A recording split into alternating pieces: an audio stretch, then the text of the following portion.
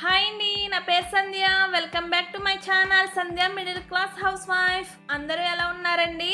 అందరూ బాగుండాలని కోరుకుంటున్నాను. అందరికంటే కొంచెం ఎక్కువ బాగుండాలని కోరుకుంటున్నాను. ఈరోజైతే మనం వెజిటేబుల్ పకోడీని అయితే 2 రకాలుగా చేసుకోవచ్చండి. హెల్తీగా టేస్టీగా ఏ విధంగా తయారు చేసుకోవాలో ముందుగా చూసేద్దామండి.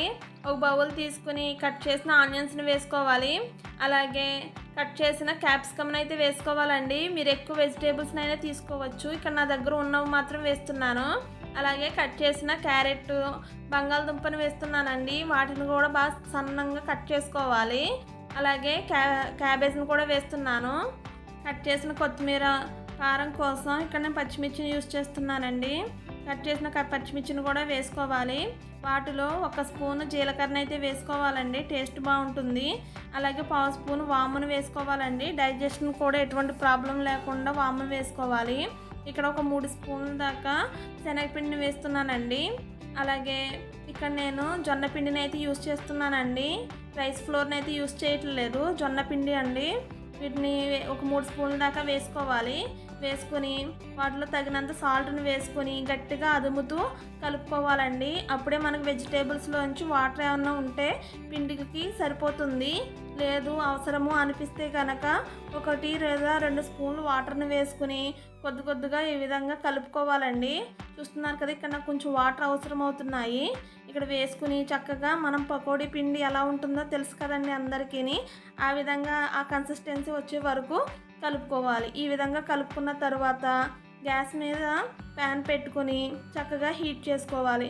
హీట్ అయిన ప్యాన్ మీద లైట్గా చూపిస్తున్న విధంగా ఆయిల్ని స్ప్రెడ్ చేసుకోవాలి. మనం ముందుగా రెడీ చేసి పెట్టుకున్న వెజిటేబుల్ మిక్స్ని ఈ విధంగా అరేంజ్ చేసుకోవాలి. పకోడీలాగా లేదా టిక్కీస్ లాగా అరేంజ్ చేసుకుంటే మనకి చక్కగా ఫ్రై అయిపోతాయండి. లో ఫ్లేమ్లో పెట్టుకుని ఫ్రై చేసుకోవాలి. ఎందుకంటే బంగాళదుంప, క్యారెట్ వంటివి చాలా గట్టిగా ఉంటాయి కదా, వాటిని లో ఫ్లేమ్లో పెట్టి ఫ్రై చేసుకోవాలి. మూత పెట్టి చక్కగా కుక్ చేసుకోవాలండి. ఇప్పుడు ఒక 2 నిమిషాల తర్వాత మూత తీసి చూస్తే ఈ విధంగా ఉంటాయండి. వాటిని ఒకసారి ఫ్లిప్ చేసుకోవాలి. ఈ విధంగా ఫ్లిప్ చేసుకుని మరొకసారి మూత పెట్టి ఫ్రై చేసుకుంటే మనకి టేస్టీ ప్యాన్ వెజిటేబుల్ పకోడీ అయితే మనకి రెడీ అయిపోతుందండి. ఈ విధంగా రెడీ చేసుకున్న వాటిని పిల్లలకి ఈవినింగ్ స్నాక్స్ కింద ఈ విధంగా రెడీ చేసి పెట్టొచ్చండి.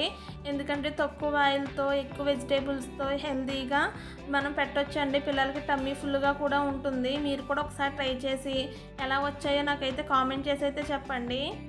ఇప్పుడు గ్యాస్ మీద మరో బాండీ పెట్టుకుని ఆయిల్ వేసుకుని హీట్ చేసుకోవాలి. హీట్ అయిన ఆయిల్లో ముందుగా రెడీ చేసి పెట్టుకున్న వెజిటేబుల్ మిక్స్ని ఈ విధంగా పకోడీలా వేసుకుని గోల్డెన్ బ్రౌన్ కలర్ వచ్చే వరకు ఫ్రై చేసుకోవాలి. ఎందుకంటే మనం అందరికీ ప్యాన్ ఫ్రై నచ్చదండి, అందుకనే ఈ విధంగా చూపిస్తున్నాను. మీరు హెల్తీగా కావాలి అనుకుంటే ప్యాన్ ఫ్రై చేసుకోవచ్చు. లేదు అనుకుంటే ఈ విధంగా పకోడీలా వేసుకుని డీప్ ఫ్రై చేసుకుని కూడా సర్వ్ చేసుకోవచ్చండి. ఇవి కూడా చాలా బాగుంటాయి. మీకు నచ్చితే ఈ విధంగా కూడా ట్రై చేయండి. వర్షం పడుతున్నప్పుడు ఈ విధంగా ట్రై చేసి చక్కగా సర్వ్ చేస్తే చాలా బాగుంటాయండి. వీటిలో కూడా వెజిటేబుల్సే ఉంటాయి కాబట్టి కొంతవరకు ఇవి కూడా మంచిదేనండి. ఇప్పుడు పెద్దవాళ్ళు చాలామంది డైటింగ్ చేస్తున్నారు కదండి, వాళ్ళ క్రేవింగ్స్ని ఈ విధంగా కూడా తగ్గించుకోవచ్చు ప్యాన్ ఫ్రై పకోడీతోటి. లేదు అనుకుంటే ఈ విధంగా డీప్ ఫ్రై కూడా చేసుకోవచ్చండి. 2 కూడా చాలా టేస్టీగా ఉంటాయి. ఒకసారి అయితే ట్రై చేసి ఎలా వచ్చాయో కామెంట్ చేసి అయితే చెప్పండి. మీకు కనుక ఈ వీడియో నచ్చితే please comment, like, share, subscribe. Thank you for watching. Bye. ఒక లైక్ అయితే చేసేయండి.